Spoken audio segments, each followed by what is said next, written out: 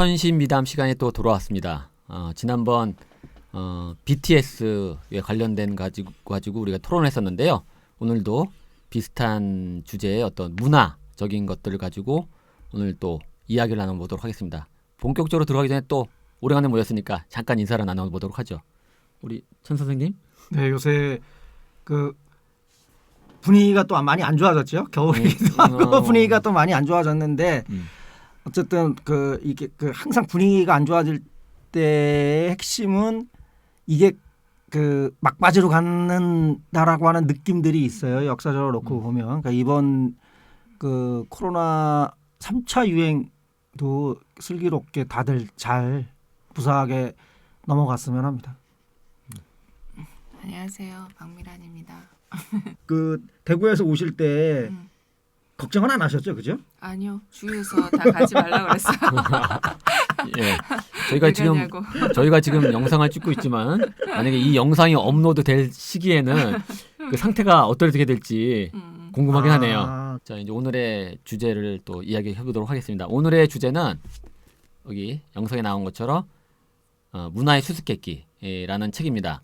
이 책을 쓴 저자는 그 마빈 해리스라는 이제 문화 인류학자라고 하는데 크게 이 사람이 쓴 것 중에 이제 3부작이 있어요. 그래서 문화의 수수께끼, 그다음에 음식 문화의 수수께끼, 그다음에 식인 문화의 수수께끼, 이게 세 가지가 있는데 이 세 가지 중에서의 하나입니다. 그래서 이 주제를 책을 읽으면은 동서양에 있었던 여러 가지 그 문화적인 곳에서 우리가 왜 그랬지라는 것들에 대해서 이런 면이 있었구나라는 것들을 한번 좀 깨닫는 아마 시간이 되지 않을까 생각을 해요. 한번 보시면서 이 문화에 담겨진 어떤 사회적인 경제적인 어떤 배경을 아는데 좀 유익하지 않을까 생각을 합니다.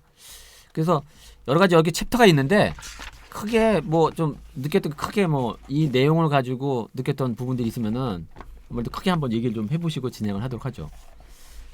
저는 읽었을 때 이게 좀 동서양의 여러 가지 우리가 좀 알았었던 문화에 대해서 좀 새롭게 인식했던 부분들도 있고요. 그리고 제가 좀 기독교인이다 보니까 여기 기독교 파트가 좀 많이 부분을 차지하고 있어요. 네. 이 부분에 대해서 다시 한번 그 내용을 좀 그 히스토리 좀 아니까 좀 더 좀 그 부분을 좀 깊게 알 수 있는 좀 시간이 안 났나라고 생각을 하면서 조금 아쉬웠던 거는 그 밖에 이제 이슬람권이라든지 아니면 동아시아권에 좀 특이한 문화가 있었을 텐데 그런 부분들은 좀 다루지 않은 거가 조금 좀 아쉬운 부분도 있더라고요. 물론 이제 이게 나온 지가 꽤 오래된 책이긴 하니까 그렇긴 하지만은 그런 부분이 좀 아쉬웠다. 저는 지난번에 우리가 이제 철학자도 했고 페미니스트도 했고 이제 이번에는 또 인류학자의 이야기잖아요. 그래서 인류학자가 또 생각하는 그런 이야기라고 생각이 들면서 근데 처음에는 소, 돼지 이런 얘기 나올 때는 그냥 상식적인 수준에서 인류학자가 글을 썼나 보다 이렇게 생각하고 읽었는데 뒤에 가니까 이게 막시스트의 냄새가 많이 나더라고요. 이 사람이 막시스트구나 이런 생각이 들면서 갑자기 굉장히 이제 이 사람이 힘주어 말하는 부분이 뒷부분에 있었구나. 그러니까 결국은 앞부분에 소, 돼지 이야기를 하는 이유는 뒷부분에 그 이야기를 하려고 소하고 돼지 이야기를 했구나. 그런 생각이 들었습니다. 그렇죠. 네네. 그래서 그렇게 만만하게 쉽게 읽혀지는 책은 아닌 것 같아요. 이 마빈 해리스라고 하는 저자가 아주 대표적인 문화 유물론자예요. 지금 우리 박 대표님 말씀하신 것처럼 그리고 이제 구조를 많이 객관성이라고 하는 객관적인 것이라고 하는 얘기를 통해서 구조에 관계되어지는 얘기들을 주로 많이 했던 사람이고 그래야지만이 구조의 변경을 통해서 존재의 변화가 올 수 있기 때문에 그건 너무 당연하다고 생각을 하고 저희들이 이제 문화를 읽을 때 관념론 쪽으로 많이 읽죠. 그러니까 주관주의적으로 많이 읽게 되잖아요. 그러니까 문화도 사실은 관념론하고 유물론이라고 하는 걸로 크게 대별이 되어지는데 지금에 와서는 미국에서는 1970년대에 나온 책이고 우리나라에는 90년대에 나온 책이고 지금 2020년도이기 때문에 사실은 굉장히 오랜 시간이 있어서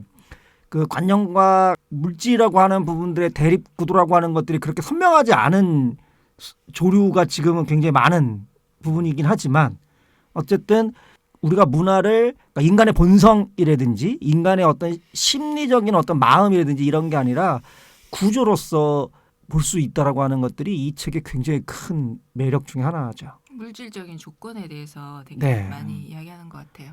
네, 아, 맞습니다. 그렇죠. 이제 우리가 여기 보면은 우리가 보통 문화를 대할 때 그 어떤 인간의 뭐 이기심 내지는 저 민족은 왜 저러지? 저 종교가 문제야. 아니면 그쪽 문화는 그렇죠. 좀 이렇게 좀 그 우리가 좀 이상한 문화 내지는 아니면 좀 그 후진적인 문화다. 뭐 이런 식으로 얘기하면서 후진적인 어떤 국민성 내지는 아니면은 그 이런 것들을 많이 얘기를 했잖아요. 추상적인 거죠. 그런 것들을 얘기했는데 이 책은 그게 아니라 그럴 수밖에 없었던 나름대로 사회 경제적 조건, 물질적 조건이 있었다는 거죠. 그러니까 맞아요. 그런 것들을 얘기하니까 그 부분에서는 좀 새로운 시각을 보여줬다. 그 요 책을 들어가기 전에 대략적으로 한번 얘기를 해보면 그 문화 유물론이라고 하는 관점은 대표적으로 그 노동과 기술이라고 하는 관점에서 바라보는 거거든요. 사실 그 생활이라고 하는 것들이 노동과 기술이라고 하는 측면의 변화에 따라서 그 문화라고 하는 부분들이 형성되어진다라고 보는 관점이에요. 저는 그 유물론자이긴 하지만 지금의 조류는 그 부분들에 대한 명확한 경계선이라고 하는 부분들을 그 긋는 거에 대한 많은 비판들이 있죠. 그리고 책은 문화 인류학 관점에서 보는 거잖아요. 그렇기 때문에 그 내용이 별로 없어요. 그 현대 자본주의, 그러니까 노동이라고 하면 핵심적인 게 지금 자본주의잖아요. 그러니까 자본주의를 배경으로 하는 그 문화라고 하는 것들이 어떠한 식으로 만들어지고 있는가라고 하는 내용은 없죠. 그렇죠. 좀 과거를 반추하니까. 그러니까 왜냐하면 인류학적인 거를 통해서 그 당시에 그 원주민들의 생활 양식을 통해서 그 행동이라고 하는 부분들이 어떻게 이렇게 일어났는가라고 하는 부분들을 설명을 해내는 거기 때문에 그래서 이제 그 부분들은 얘기를 하면서 조금 더 저희들이 이제 나름대로는 보충을 해야 될 그런 부분인 것 같아요. 그러면은 이제 좀 강론으로 들어가서 이 첫 번째 장에 보면은 거룩한 어머니 암소라는 게 나오죠. 그러니까 보통 힌두교 얘기 나오면서 그 인도가 저기 암소를 그 숭배하고 암소를 안 잡아먹는 것들에 대해서 서구 사람들이 상당히 그 의아해하고 거의 굶어 죽는 것 같으면서도 그걸 왜 안 잡아먹냐. 소들을 중심으로 하는 어떤 이제 그 소농 정태의 그 농사를 짓고 있는데 왜 그 미국 같은 경우는 기업농으로 다 됐는데 왜 그런 식으로 전환을 해서 농사를 지을 생각을 안 하냐. 그리고 그 이제 이런 분들 얘기를 해요. 근데 이제 결국에 이제 이 마빈 해리스가 얘기하는 거는 인도라는 상황 속에서 많은 농민들이 소농으로 갈 수밖에 없는 부분들 그리고 그 소농들이 몇 마리의 정도의 그 소를 운영하면서 농사를 지을 수밖에 없는 상황이 있다는 거고 미국처럼 기업농으로 할 경우에는 상당 부분의 그 이제 인도의 농민들이 도시로 나와야 되는데 그렇죠. 이 부분들까지를 해결할 수 있는 부분들이 현재 없고 그리고 현재 사실 생산성도 그 당시 이제 70, 80년대 마빈에스가 봤을 때 생산성 지금은 좀 틀리겠지만은 그 당시 생산성 봤을 때 기업농이 했던 거랑 그다음에 두세 마리 했을 때 그 생산성을 봤을 때 그렇게 낮지 않았다라고 판단을 하고 있어요. 인도 사람들이 종교에 너무 심취해서 부분이 된 게 아니라 실제적으로는 그 자기네 그 경제적인 어떤 조건 속에서 최적화하는 부분 속에서 그 이 소가 젖도 주고 그 다음에 농사도 짓고 그 다음에 그 자기의 그 어떤 연료. 배설물이면서 연료도 만들고 이런 형태로서의 그 어떤 경제적인 부분들을 때문에 사실은 소를 잡아먹지 않지. 소를 잡아먹는 순간에 자기네들의 어떤 생존권이 박탈된다는 이런 인식이 있기 때문에 하고 소를 잡아먹는 게 트랙터를 잡아먹는 거하고 똑같은 거죠. 그렇죠. 그렇죠. 그리고 이제 거기서도 이제 병든 소 같은 경우에는 병든 소가 이제 죽을 경우에는 그 걔네들 인도는 이게 계급 나뉘잖아요. 카스트 제도가 있어서 마지막에 있는 그 하층민들이 걔를 잡아먹을 수 있다라는 식의 어떤 게 돼 있잖아요. 그러니까 이 부분들이 우리도 야 어떻게 그러니까 힌두교 정말 내가 보기엔 좀 무식하다 이렇게 생각하는 게 아니라 인도의 고유한 어떤 그 경제적 시스템 속에서 소가 가지고 있는 위치가 있다. 뭐 이런 그 내용을 담고 있어요. 그 이제 이분이 이제 그 이 책 전반에서 자기가 이제 인류학자로서 어떤 현상을 문화적 현상을 볼 때 이런 식으로 접근해야 된다라는 거를 얘기하고 싶었던 것 같아요. 이제 우리가 막 그 소를 숭배할 때 종교에 어떤 뭐 스토리가 있겠지 우리는 이제 그렇게 생각하잖아요. 그 종교까지 우리가 저도 인도를 놀러 갔지만 그 소를 왜 숭배하나 이런 거 막 자료 찾아본 적이 없거든요. 여기 보니까 그 예. 소들이 다 주인이 있다고 그러고 너무 또 재밌었던 거는 그 우유를 마시고 싶을 때 그 소를 보낸다는 거 너무 웃겼어요. 저는 그럴 수도 있구나. 정말 상상도 못 해본 그런 것들이었는데 어쨌든 이분은 이제 그런 접근 방식에 대해서 자기가 이제 얘기해주고 싶었던 것 같고 그리고 그 결과로서 그 소농에 관한 이야기가 저는 정말 너무 약간 되게 신선한 이야기. 그거는 소농 때문이야라고 얘기하는 게 틀릴 수도 있지만 어쨌든 문제는 그런 식으로 접근해야 되는 거야라고 이렇게 얘기하는 것 같아요. 근데 어쨌든 소농의 이야기는 저한테는 되게 설득력 있는 그런 이야기였어요. 네. 어떤 현상을 어떤 식으로 우리가 해석할 거냐라고 하는 부분이 굉장히 중요하거든요. 그래야지만이 그 현상이 발생한 메커니즘이라고 하는 부분들이 우리한테는 관심이 있는 거니까 사실은 그 결과가 종교죠, 그죠? 근데 이게 나중에 보니까 이게 그 종교라고 하는 부분들이 원래는 결과로서 나타나는 걸 우리가 바라봐야 되는데 이거를 이제 1차적인 걸로 놓고 보기 때문에 이게 뒤집힌 거죠. 그럼 계속 뭐 이야기를 또 전개하면서 또 이제 그 뭐 모자란 부분들이 있으면은 또 보충을 해나가죠. 두 번째 주제는 돼지 숭배와 돼지 혐오에 관련된 주제인데 이 부분들은 저는 좀 이제 예전부터 좀 관심이 있어가지고 이해가 됐거든요. 그러니까 그 기독교하고 그 이슬람교는 이제 그 성서에도 보면은 돼지를 되게 불결한 짐승으로 해가지고 돼지를 되게 혐오한 부분들이 성서에 많이 나와 있어요. 뭐 많이 있죠. 네, 말굽서부터 시작을 해서 비늘 없는 거 뭐 그런 거. 그 신약에도 나와 있고 구약에도 그 내용이 나와 있거든요. 이슬람 제가 안 봐서 뭐 코란을 못 봐서 모르겠지만 어쨌든 거기도 나와 있대요. 그래서 했는데 그 부분들에 대한 키포인트는 여기 이제 얘기한 것처럼 당시에 이제 그 유대교 생겼던 그 서남아시아나 이쪽 지역에 어떤 그쪽에 광야가 많고 실질적으로 그 기후 조건이 돼지가 그 자라기에는 어려운 조건이라는 거예요. 그러니까 소나 양, 뭐 이 염소, 뭐 이쪽은 그래서 소 양을 잡아서 번제를 드리는 얘기는 많이 나오는데 돼지는 이제 생성이 안 나오거든요. 그러니까 돼지는 이제 여기서 생성하기 어려운데 여기 나온 거는 돼지가 먹으면 또 맛이 있잖아요. 많이 맛있죠. 그러니까 사람이 그 돼지를 먹는 순간에 그 욕구가 이제 생소해지니까 그 부분들을 억제하기 위해서 아예 그냥 돼지는 혐오하다 삭도 잘라버리는 이런 부분들이 아마 스토리가 전개가고 돼지 숭배를 하는 이쪽은 이제 이제 좀 약간 지역이 떠나서 이제 이쪽 이제 뭐 아메리카나 이쪽 지역에서 돼지를 숭배했는데 돼지를 숭배하는 게 아니라 또 뭐 이게 또 인도처럼 숭배 그런 게 아니라 돼지를 막 키우면서 그 이제 영원하는데 이제 어느 순간에는 돼지를 다 잡아먹는 이런 어떤 스토리가 나와요. 그러면서 이 사람들 여기 쪽 사람들이 그 돼지를 키우는 부분들과 그다음에 돼지를 그 잡아먹는 어떤 문화적인 부분들을 얘기하고 돼지를 잡아먹고 난 후에 이제 전쟁이 일어나는 뭐 이런 것들 그 스토리를 얘기하면서 그 이 돼지를 왜 키우고 하는 부분들에 대한 스토리가 나오거든요. 그게 인구 조절이랑 또 연결돼요. 네, 그렇죠. 그러면서 이 돼지를 숭배했던 민족들은 어떤 그러니까 자기네들의 그 인구 조절과 이런 부분들을 돼지를 키우면서 어느 시점이 되면은 이제 돼지를 잡아먹어야 됐구나. 그러니까 그런 여기서 뭐 그 카이코 이런 얘기로 나오면서 돼지 축제를 하면서 거의 4분의 3 이상을 다 잡아먹는. 왜냐 그때쯤 되면 이제 돼지 숫자를 좀 줄여야 되고 우리 그 서식지를 좀 보호해야 됐다 이런 것들을 돼지를 키우면서 판단한다는 거거든요.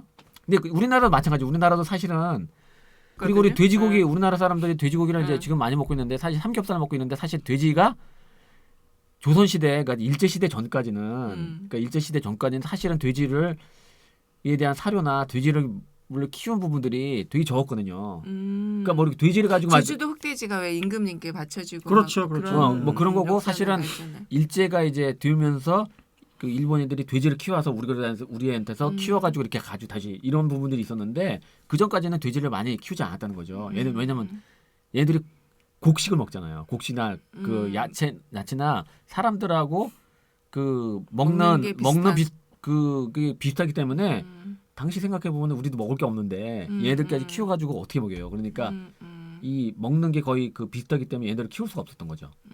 그렇죠. 그래서 옛날엔 닭도 사실은 많이 안 키웠다고 얘기를 하더라고요. 그러니까 그게 돼지가 인간이랑 굉장히 유사한 동물이죠.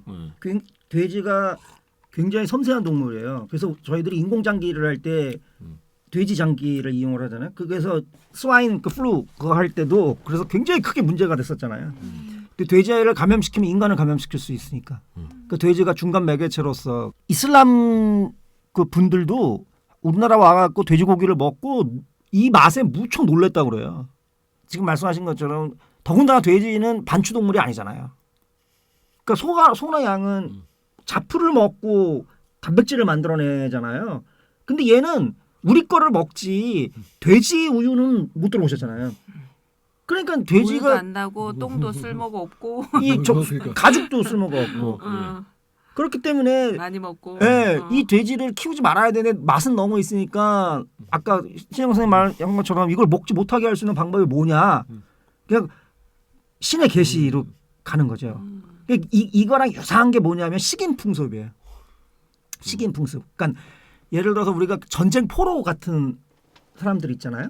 이 사람들을 이 국가라고 하는 거는 신라 고구려 백제 같은 그런 국가를 얘기하는 건데 그렇죠. 국가가 만들어지기 전에는 잡아먹었어요. 맞아요. 왜 잡아먹었냐면 이게 전투 식량이에요. 그러니까.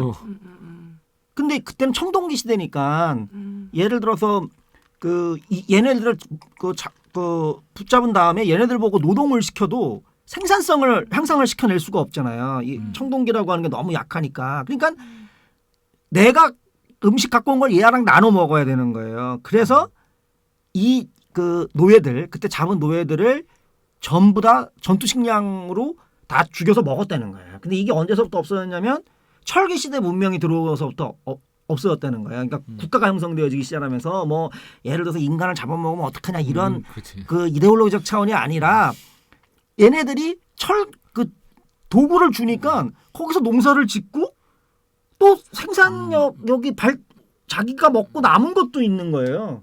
그러니까 그때서부터 이 노예를 죽이지 않고 말 그대로 노예로서 부려먹는. 그러니까 이것도 역시 어떤 뭐 지금으로 얘기하면 뭐 인권 뭐 이런 인간 뭐 이런 그런 도덕적 그런 것 때문에 그런 게 아니라 그 당시에 문명의 발달사라고 하는 거랑 괴가 같이 되어지는 부분이죠. 그렇죠. 내가 그러니까 먹을 것을 얼마나 생산할 수 있는가 그렇죠. 이런 거 하고 이 마을이 몇 명이 살고 있는가 이게 굉장히 엄청나게 이제 계산 하에서 그렇죠. 예, 그 식인풍습이라든가 영화 사례라든가 뭐 이런 것들이 있었다는 거잖아요. 어쨌든. 그렇습니다. 예. 그 저는 돼지 그러면은 동물농장의 돼지가 제일 먼저 생각나는데 어쨌든 돼지가 그렇게 막 진흙탕에서 뒹굴고 뭐 이러는 게 더러워서 그런 건 아니라는 거.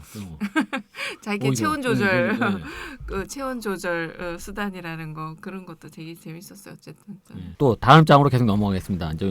이번에는 3장 4장이 거기 맥락이 같기 때문에 같이 좀 보겠는데요. 여기 3장 4장에서 이제 원시 전쟁이랑 그다음에 이제 남성 그 패권주의가 나타나는 부분들을 좀 언급을 하고 있어요. 그래서 원시 전쟁 부분들이 이제 나오는데 우리가 그거를 할 때 야 정말 인간 사피엔스는 정말 이게 본능적으로 좀 이게 전쟁을 좋아하고 뭐 누구 쳐부시고 이게 뭐 그 여러 동물들을 뭐 전멸시켰듯이 뭔가 좀 호전적이고 뭐 이래 이런 식으로 인간은 정말 이렇게 정말 문제기 때문에 이게 좀 신에게 우리의 좀 의탁을 해야 된다 뭐 이런 식으로 많이 얘기를 하잖아요. 그러니까 전쟁을 먼저 좀 좋아한다 뭐 이런 식의 나오는데 실제적으로 이 원시 전쟁이 했던 부분들이 아까 뭐 좀 언급했지만 어떤 식량 문제, 그다음에 많이 인구가 불어나면 서식지가 파괴되니까 그 부분들을 어떻게 해결할까에 대한 부분들에 대한 그 당시의 사람들에 의해서는 그런 부분들밖에 없었다라는 것들을 좀 언급을 하고 있었고, 이 부분들은 지난번 했던 그 헤로웨이 공산하고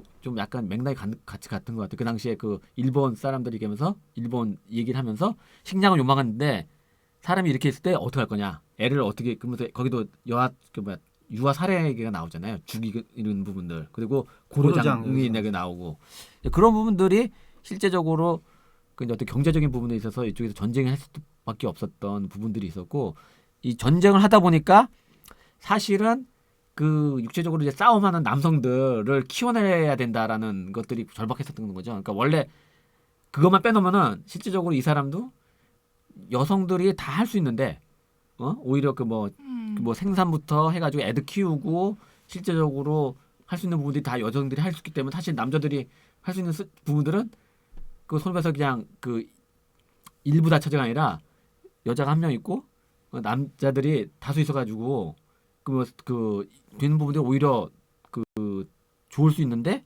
실제적으로는 그 각 부족끼리 싸움을 해야 되니까 남성들을 이게 키우는 수밖에 없고 그러니까 이제 여아들을 살해를 하고 그 다음에 여자들을 이게 뭐 그 보상으로 뭐 보상을 주고 뭐 이런 식의 어떤 문화가 발달되어 있었다라는 것들로 얘기를 하면서 남성 쇼비니즘 뭐 이런 것들을 얘기를 하고 그래서 이 사람도 벌써 그 마지막 결론적으로는 그 여성의 어떤 해방 그 다음에 페미니즘의 부분들은 그 여성에게 지배하는 게 아니라 결국에는 그 물론 현재 전쟁이나 전투가 이제 기술로 많이 되어 있는데 그 이런 전쟁 자체를 없앨 수 있는 부분들이 아마 여성주의일 거다. 뭐 이런 식으로 얘기를 하네요. 그 제일 중요한 부분들이 제가 생각할 때는 오이디푸스 콤플렉스예요.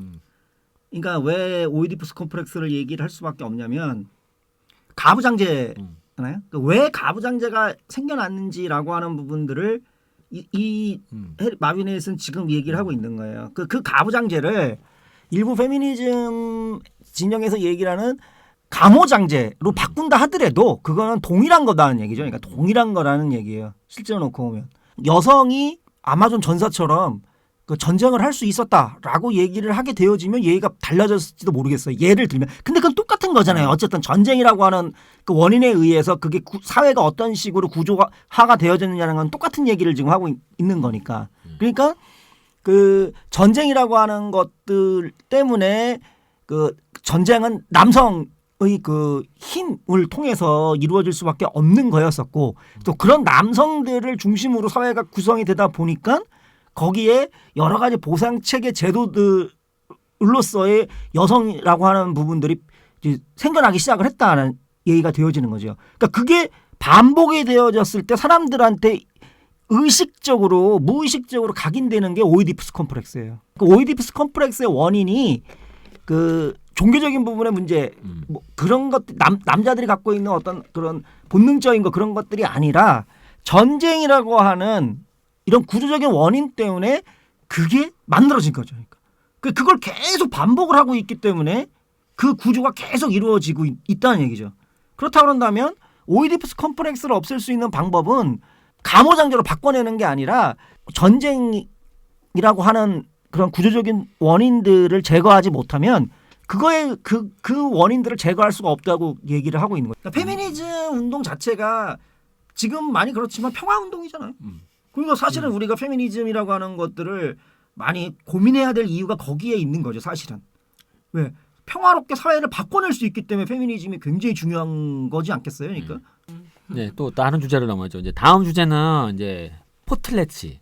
그러니까 이거는 아마 좀 많이 들어봤을 것 같은데. 그래요? 전 처음 이제 들어봤어요. 저것도. 보통 이제 좀 뭐 이쪽 뭐 미국도 그렇고 이쪽 아메리카 지역에서 그 소위 말해서 이제 어떤 축제를 벌여가지고 그냥 선물을 이렇게 주는 거예요. 부족끼리 막 줄 수도 있고 초대 가지고 그다음 자기 부족 내에서도 이렇게 해가지고 선물을 막 주는데 막 그 거대하게 막 주죠. 이렇게 뭐 해가지고 너 이거 막 갖고 그냥 무상으로 줘요. 대신에 나는 이제 좀 명예를 주고 난 추장이니까 명예롭다. 뭐 이런 식으로 하면서 이렇게 하면 또 다른 부족은 다른 부족대로 이렇게 하면서 이게 전체적으로 봤을 때는 그 부의 어떤 재분배 부분들이 됐다라는 얘기가 좀 나오기도 하고 그 다음에 그 당시에 이제 생산과 부분들이 이게 불균형성이 있었을 텐데 그 부분들이 포트레치를 통해 가지고 이게 좀 약간 이제 그 좀 재분배 효과를 가져왔다. 그래 평등적인 부분들로 됐다라고 나오고 이게 제가 그 이 내용을 정확히 기억하는데 그 일본 학자의 그 세계사의 구조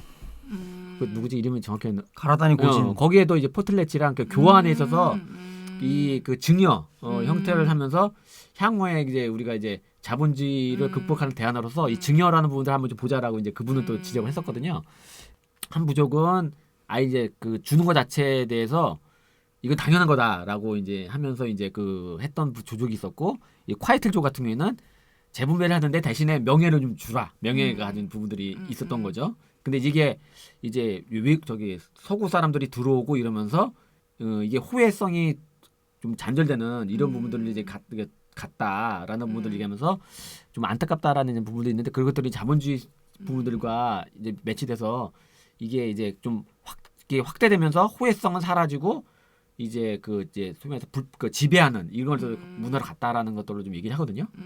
그래서 그 부분들이 이게 자연스럽게 그냥 이게 좀 생산력이 발달되면서 호혜성을 유지하지 못하고 파괴될 수밖에 없었던 건지 아니면은 이게 어쨌든 자본주의라는 이게 들어오면서 결국에는 이 그 호혜성 문화가 거기에 대항할 수 없었던 건지 좀 그 부분들은 좀 재산을 이제 열심히 축적해가지고 이제 한꺼번에 그거를 막 그 다른 부족을 초대해서 그거를 갖다가 이제 퍼주는 거잖아요. 퍼주고 또 다음 부족은 더 퍼주고 막 이런 어떤 관계. 그 심지어는 내 재산을 다 불태워도 난 괜찮아 뭐 이렇게 가는 그런 상황이 되게 어리석은 그렇게 열심히 일해가지고 모은 재산을 저렇게 쓰고 싶을까 그런 생각이 드는데 근데 그 한편에 그 이분의 주장에 보면은 그 생산력을 발전시키기 위해서 그런 문화가 존재했었다라는 측면도 있다고 그러잖아요. 그러니까 그거를 그렇게 막 그런 축제에 쓰기 위해서 막 여러 사람이 동원돼가지고 그것들을 이제 막 만들어내고 생산내고 나는 그런 과정들이 있었기 때문에 그런 과정도 필요했었구나. 생산력을 위해서도 그게 어떤 의미가 있었구나 이렇게 생각이 들고 그런 이제 대인 문화잖아요. 난 대인이야 뭐 이런 대인 문화 뭐 더 빅맨이라고 돼 있던데 그런 대인 문화가 실제로 그 이제 서양의 그런 서양의 어떤 문화가 들어오면서 그러니까 식민지화 되면서 그 대인들이 그 화물 신앙이라는 부분이 그렇게 넘어가는 것 같아요. 그렇죠. 예. 그러니까 이제 그렇게 대인 문화가 있었는데 그 서양의 어떤 그 식민지 세력 그 제국주의가 들어오면서 그런 호혜성의 경제 그런 것들이 점차 무너져 내리는 거잖아요. 인디언들의 문화와 그 제국주의의 문화가 만나면서 거기에서 어떻게 그런 것들이 깨지게 되는지 그러면서 이게 선교사들의 그런 종교적인 문제로 넘어가잖아요. 그렇죠. 예, 그게 저는. 그러니까 아까 지금 박 대표님이 얘기하신 것처럼 그게 뒤 이제 쭉 연결되어지는 게 메시아니즘이죠.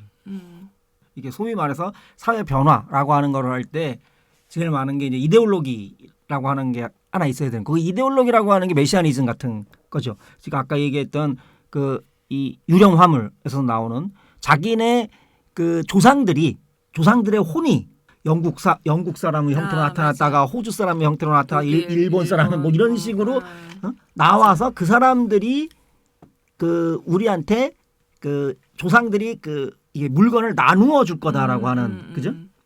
이게 메시아니즘이랑 똑같은 구조잖아요. 그러니까 예를 들어 천년왕국. 그러니까 그 이데올로기라고 하는 부분들이 하나가 있다라고 하는 얘기가 되어지는 거고 이제 두 번째가 그거에 따르는 어떤 그런 조직이 있어야 되는 거죠. 여러 조직들이 나오잖아요. 그러니까 예를 들어 그러니까 카리스마를 갖고 있는 어떤 하나를 중심으로 한 조직들. 그다음에 이제 뭐가 세 번째 꼭 나오냐면 그래서 니네들 어떻게 된다라고 하는 얘기가 꼭 나오죠.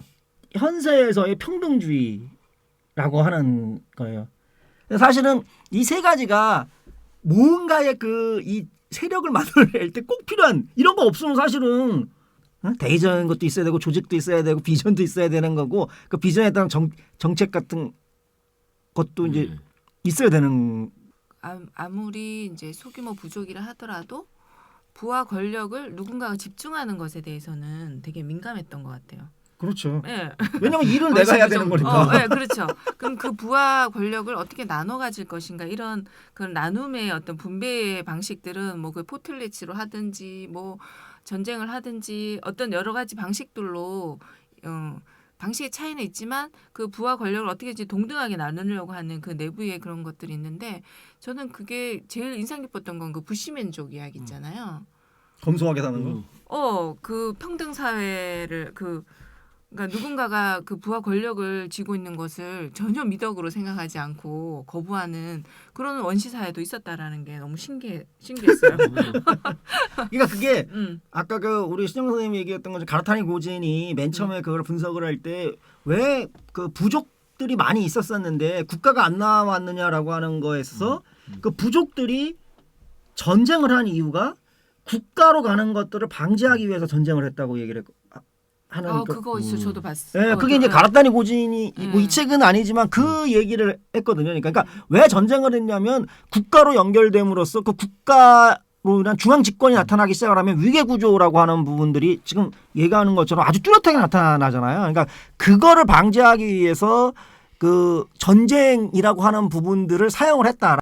자, 그러면 또 이제 다음 주제로 또 하는데 이 주제부터는 거의 이제 기독교와 관련된 아마 이게 서구의 그 이제 문화의 상당 부분이 이제 기독교가 자주 그러니까 기독교 얘기가 많이 나는 것 같아요. 저기 이제 대표적으로 이제 구세주하고 메시아 얘기가 나오는데 그러면 여기 책의 내용 대충 좀 요약을 하면은 그러니까 이제 그 당시에 구세주 누가 나올 거다 나와서 우리를 해방시키고 우리를 이제 그 이제 지배하고 있던 것들을 물리쳐 줄 거다라는 그 메시아라는 부분들이 나오고 그 메시아들이 그 순간순간에 어떤 형태로 나왔다는 거예요. 나와서 외치고 이제 그 나오고 싸우다가 또 이제 죽고 그러면 또 다른 사람을 또 요구하고 그러면서 그 중에서 예수가 나오고 세례 요한이 나오거든요. 여기 성서에도 나오는데 어쨌든 예수가 어쨌든 이런 그 전통적 이걸 여기서 책에서는 전투적 메시아라 그래가지고 메시아가 나와서 해방시키는 이런 형태를 하는데 여기서 왕고 할 거다라고 하면서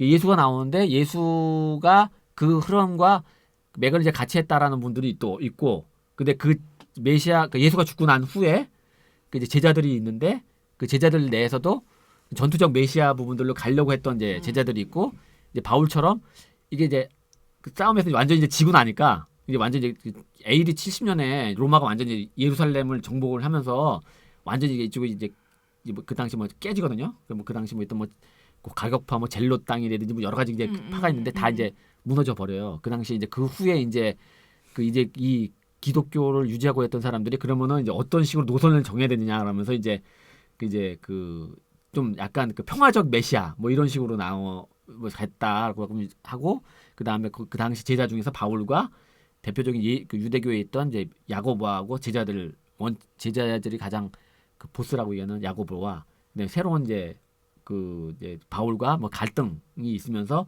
메시아에 대한 어떤 원형 부분들이 좀 갈등이 있다. 뭐 이게 좀 나오고 여하튼 메시아를 통해서 세상을 하고자 하는 부분들이 중세 시대에 막 나온다는 거죠. 그래서 사실 뭐 그 이제 종교 개혁도 그런 의미고 저는 전투적 메시아라는 표현이 되게 마음에 들었어요. 그런 전투적 메시아 되게 그 표현을 압축적으로 참 잘한 그런 표현이다 이렇게 생각했거든요. 전투적 메시아. 그러면서 그게 평화의 어떤 메시아로 넘어가는 그 과정이 조금 설명이 부족해서 저는 좀 이해가 좀 잘은 안 되더라고요. 왜 오른쪽을 때리면 왼쪽을 내줘라 이런 예수로 변했을까? 그런 전투적 메시아가 그런 과정에 대해서 조금 저도 이제 그것까지는 잘 모르겠어요. 그러니까 그게 이런 거예요. 뭐냐면 맨 처음에 이 마비네르스는 예수가 그 당시에 그때가 이 로마에 의해서 압박을 받고 있는 이 적이었고 로마와 그다음에 그 대제사장 대제사장들을 보통 그 뭐 사두개인 그다음에 바리새인이라고 하죠. 바리새인. 그래서 예수님이 그런 얘기를 그 성경에 하셨죠. 뭐라고 얘기를 했냐면 이 바리새인들, 그러니까 율법학자들은 자기도 포기란 사람들이라고 얘기를 하셨죠. 그래서 그때 예수님이 오셨을 때 얘기한 게 자기는 법을 바꾸러 왔다라고 얘기를 한 거였었거든요. 그 모세의 율법이라고 하는 부분들을 다른 걸로 대체를 하는 그런 형태. 그러니까 그런데 그런 상황 속에서 평화적으로 얘기를 했다는 얘기는 안 나온다는 얘기예요. 그 근거에 놓고 보면 그때 분명히 지금 용어로 하면 무장투쟁했을 거라는 거죠. 그래서 이게 여기 전투죠. 메시아니즘이랑 메시아라고 하는 것들이 인간의 모습으로 한 신이라고 하는 뜻이니까. 그러니까 그때 예수가 그 다른 그 세례 요한과 같은 선지자들을 이어받아서 중심적인 역할을 하는 그죠? 역할을 하는 리더였었고 그때 그 막 광야에 나가갖고 많은 그 얘기를 했던 이유들은 그 광야에 그 이 사는 사람들 동굴이나 이런 데 사는 사람들은 대부분 여기 주류에서 밀려난 사람들일 거 아니에요. 소위 말해서 프로레타리아라고 하는 사람들이 그런 거죠. 그러니까 그런 사람들을 끌어모으기 위해서 거기서 설교를 했고 거기서 사람을 모아서 그 세력을 가지고 이제 예루살렘으로 뭐 진군을 하거나 이런 얘기가 나오거든요.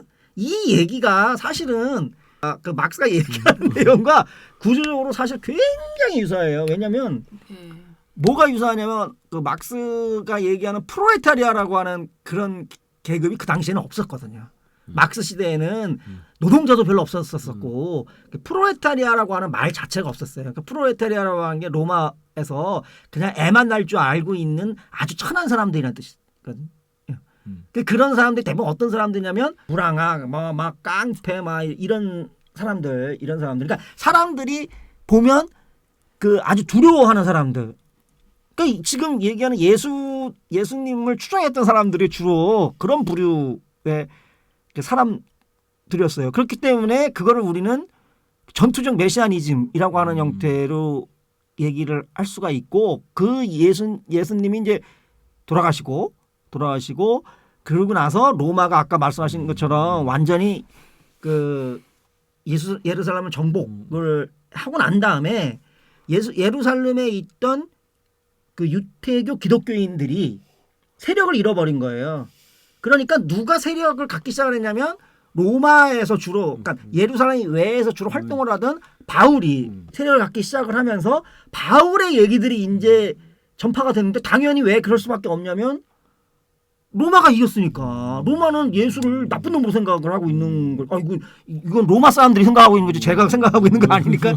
나쁜 사람으로 생각을 하니까 자기가 그 예수의 전통을 이어받는 사람이라고 얘기를 하면 로마 사람들 입장에서 놓고 보면 얘는 불순 문제가 되는 거죠. 그러니까 이 사람들이 자기 입장을 바울의 입장으로 화하기 시작을 하면서 기독교는 평화의 종교다라고 하는 이미지를 적극적으로 부각을 하게 된 거고 그게 이제 지금까지 이어와서 지금 그것 때문에 앞에 나온 그 전투적 메시아니즘이라고 하는 것들이 사실은 상당히 많이 사라졌다라고 그게 좀 부당하다.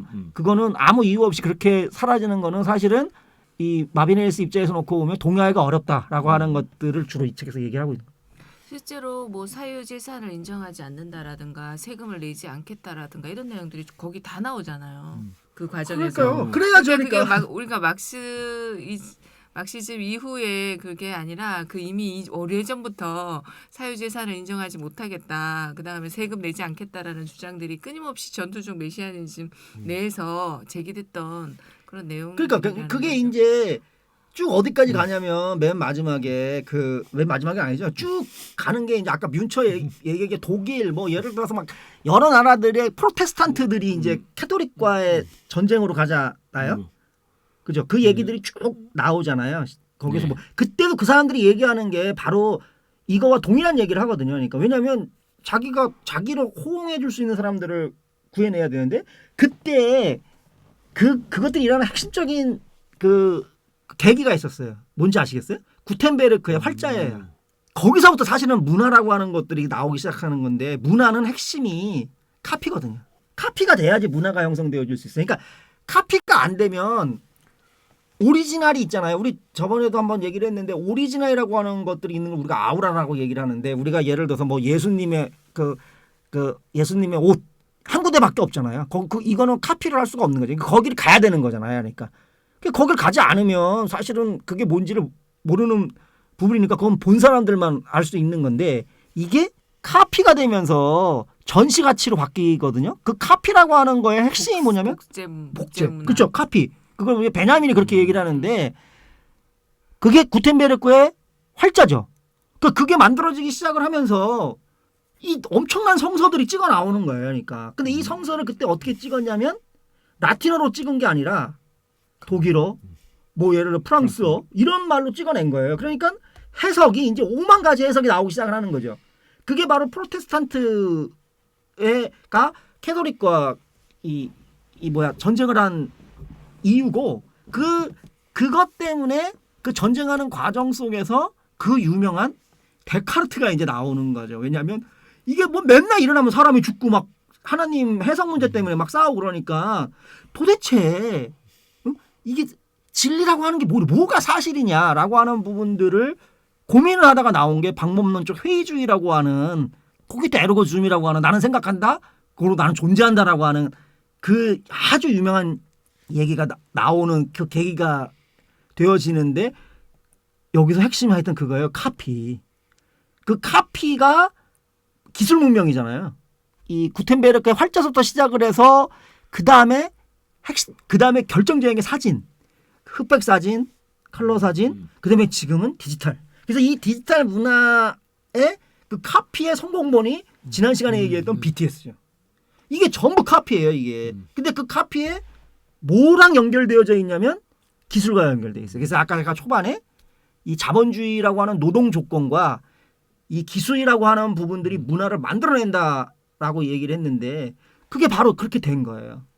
그러니까 이제 그렇게 되면서 종교 막 개혁이 막 일어나기 시작하는 거죠. 마지막 쪽으로 이제 주제를 정했는데 아까 이제 우리가 메시아만 얘기를 했는데 이제 뒤에 장들은 이제 마녀 얘기가 나오거든요. 마녀 얘기가 나오고 그러는데 이제 중세 시대 되면서 말 그대로 종교 개혁도 일어나고 그 밑에서 이제 그 숨에서 봉고 시대 때 얼마나 그 이제 불평등이 심해지고 더 심해지고 흑사병 때문에 막 난리 났잖아요. 그때 그러면서 지금 코로나 그렇죠. 그 당시 뭐 유럽에 뭐 한 반이 죽었다고 뭐 이런 얘기 기록도 있는데 민심도 흉흉하고 아주 그 경제 차별도 심해지고 그다음에 지배 관계도 심해지고 계급적 어떤 그 갈등도 심해지는 상황 속에서 아까 저는 이제 메시아적인 부분들은 더 강성해지는 부분들이 있었고 종교 개혁을 이건 나는데 반면에 이제 마녀라는 것들을 통해 가지고 이제 이쪽도 이제 여기 이 마비세리스는 지배 계급이나 이런 분들이 그 민중들의 어떤 그 반란이나 불만들을 어떤 마녀로 형태로 서 어떤 새로운 어떤 그 어떤 추상적인 어떤 이미지로 만들어 버리면서 개별적인 것도 주로 만들었다라는 얘기 나오면서 뭐 빗자루 뭐 얘기 나오고 마녀 얘기 나오고 이러면서 근데 사실은 그런 경우는 없었고 유일하게 있었던 거는 약간 그 당시에 뭐 환각제 같은 부분들을 그런 사람들이 맞고 약간 좀 뭐 희미명 이런 것들은 있을 수 있었겠지만은 어쨌든 그것들이 조작되고 이런 것들이 있다라는 부분들을 얘기했었고 그 다음에 그렇지만 또 새로운 기술이 발달된 현대에도 전체 마지막 작이 좀 이해가 안 되긴 했는데 반문화되면서 반문화가 실제적으로는 지배계급이나 아니면 이런 것들을 하는 데 있어서 약간 좀 방해가 되고 있다 뭐 이런 식으로 얘기를 한 것 같아요. 그래서 어쨌든 이 마녀 부분들을 또 이렇게 해석을 하더라고요. 좀 어떠셨나요? 다른 분들은? 마녀 사냥을 왜 했을까? 그 부분에 대해서는 이제 그 당시에 그런 불만들 그 최하층민들의 그런 불만들을 이제 마녀의 탓으로 돌렸다는 거. 그게 제일 저도 거기에 대해서 동감이 가는 거야.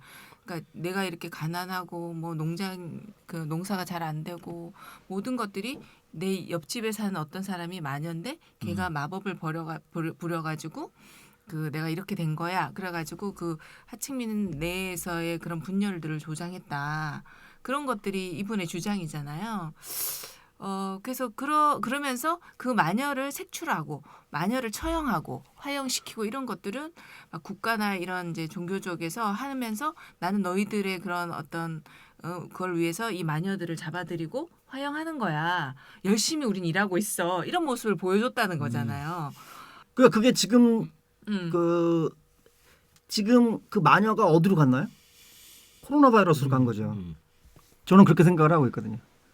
지금 코로나 바이러스 전국에서 사실 1년 동안 우리가 잘했죠. 뭐 지금도 사실은 많이 나오고 있긴 하지만 그 다른 나라에 비하면 사실은 굉장히 양호한 편이긴 하죠. 근데 모든 탓을 코로나로만 돌리기 시작하는 그러니까 방역이라고 하는 거에만 초점을 맞춰갖고 그렇죠? 그러니까 바이러스 죽여야 된다. 그러니까 그게 백신으로 가는 거잖아요. 그러니까 마녀가 바이러스고 마녀를 화형시키는 게 백신이고 우리는 그 백신을 만들기 위해서 그러니까 그 당시 지배자들이 우리는 마녀를 색출을 해갖고 그 마녀 색출하는 사람들 나오죠 수사관. 오히려 이 마비네르스는 그 사람들이 그걸 퍼뜨렸다라고 얘기를 하잖아요.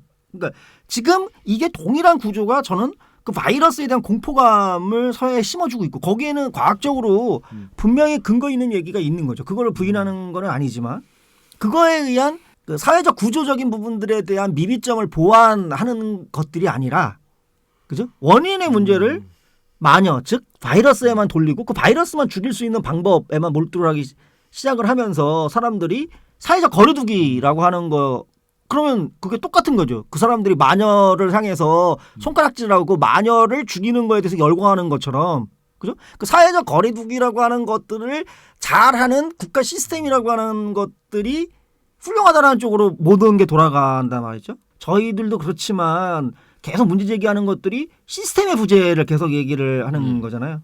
그러니까 그 당시에 시스템이라고 하는 얘기가 안 나오죠. 그 얘기가 되어 지금 여기 나오잖아요. 마녀 문제 때문에 시스템의 얘기가 안 나오거든요. 그러니까 그 시스템은 권력 문제일 텐데 지금도 그 권력에 대한 부분의 문제가 사실은 그 조금씩 나오긴 하지만 묻혀져 있는 부분들이 많은 거죠. 그러니까 저희 같은 경우에는 이 책을 보면서 그게 동일하게 반복이 되면서 우리가 드러내야 되는 부분들이 어떤 거냐라고 하는 게 보면 바로 그런 것들을 일으키는 사회 구조적인 원인들. 그러니까 저는 그 마녀라고 하는 부분들이 지금도 유비적으로 존재를 하고 있는 거 아닌가라고 생각이 들어가는 거죠.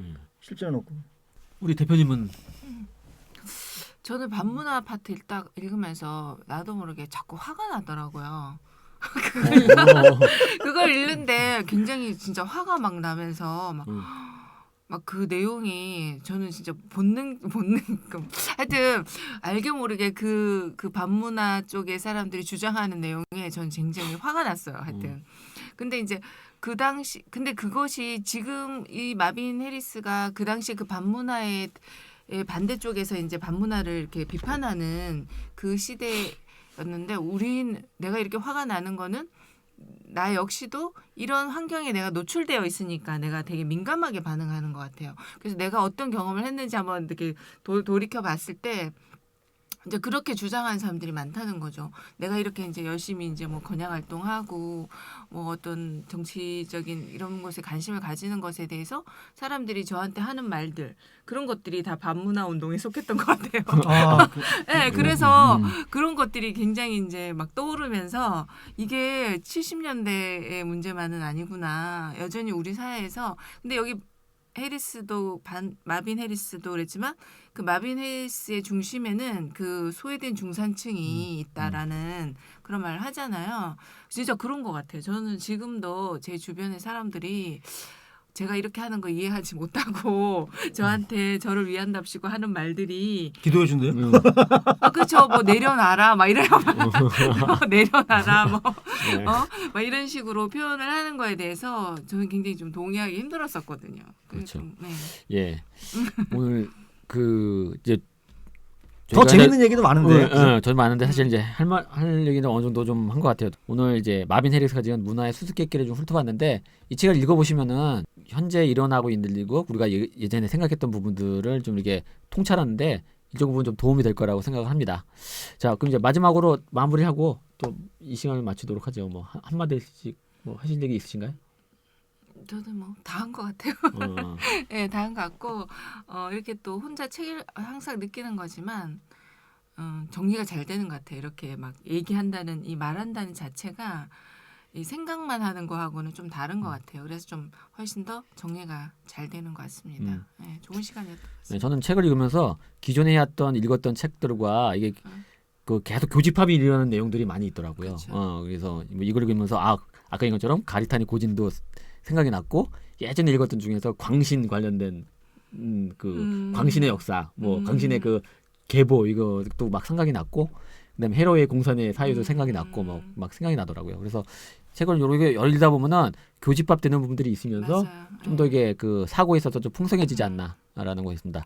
자, 그러면은 오늘 저는 이제 마지막으로 예. 지금 이제 아까 그 반문화 얘기할 때 의식을 얘기했잖아요. 근데 그거는 이 당시까지는 그랬는데 지금은 의식보다 더 내려가 있죠. 무의식.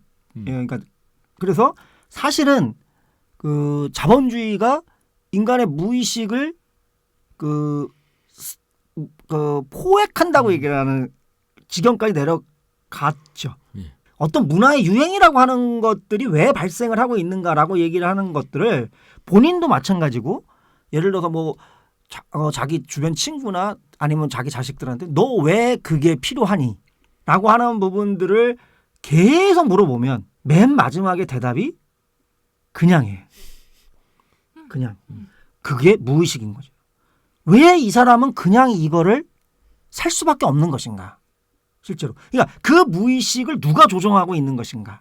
이게 사실은 굉장히 중요한 부분의 문제죠. 그러니까 이 문화 인류학에는 그런 부분들이 인류학적인 내용이기 때문에 담겨져 있지 않지만 문화라고 하는 측면에서 놓고 보면 현재 우리한테서 더 중요한 게 뭐냐면 자본주의에 의한 무의식의 그 포획 그리고 그 자기도 모르게 자본주의 그를 자기 스스로가 그 소비라고 하는 것들을 시켜줌으로 인해서 뭐가 되는 거죠? 계속 유지하게끔 만들어내는. 그러니까 그 얘기를 하면 도나 해러웨이 얘기하는 공산이라고 하는 얘기가 나오는 거죠. 그거를 해결하는 방법으로서의 대안으로 도나 해러웨이의 공산의 사고라고 하는 부분들이 우리가 충분히 숙고를 해봐야 되는 부분들이고 맨 앞에 얘기했던 어셈블리라고 하는 얘기도 있는 거고 그 BTS라고 하는 부분들이 하나의 그런 것들로 성공한 예가 되는 거죠. 그렇죠? 그 자본주의의 그 아까 얘기했던 카피, 영상을 이용한 카피를 통해서 이 궁극적으로 그것들이 바로 이런 테두리 내에서 이루어지고 있는 거잖아요. 실제로 놓고 보면. 그래서 그런 무의식적인 부분들도 우리가 그 통찰력 있게 봐야 된다라고 저는 생각합니다. 선생님 말씀하시니까 저도 생각나는 거는 제가 옛날에 읽었던 책 중에 의식의 기원이라는 책이 있어요. 근데 그 책에 보면은 이제 앞부분에 우리가 모든 행동을 할 때 의식하고 행동을 하는 게 아니다. 대부분 부지불식간에 한 행동하지. 내가 생각해보면 그렇잖아. 내가 책을 뭐 일어날 때 내가 뭐 오른쪽 발을 앞으로 내고 뭐 이렇게 가지고 엉덩이 그렇죠. 힘을 주고 이렇게 다 생각하고 행동하는 거 아니잖아. 또 뭐 피아노 칠 때도 손가락 하나하나 관절을 내가 어떻게 움직여야지 이렇게 생각하고 움직이는 게 아니잖아요.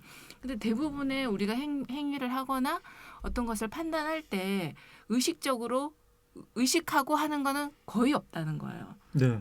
그 그렇죠. 얘기가 그 의식의 기원에 나와요. 그게 밑바닥에 무의식이 있는 거죠. 네. 그래서 부지불식간에 우리가 모든 것들을 처리하고 있다라는 그런 이야기가 있었던 것 같아요. 예. 자, 그러면은 오늘 그 천신미담, 천신미 뭐 저희가 성을 따서 천신미가 만나서 담소를 나누고 토론한다라는 의미에서 천신미담인데요. 다음 시간에는 또 다른 또 유익한 책을 가지고 또 이야기를 나눠보도록 하겠습니다. 오늘 수고하셨고 다음 시간에 또 만나도록 하겠습니다. 네, 수고하셨습니다. 자, 고맙습니다. 네. 감사합니다.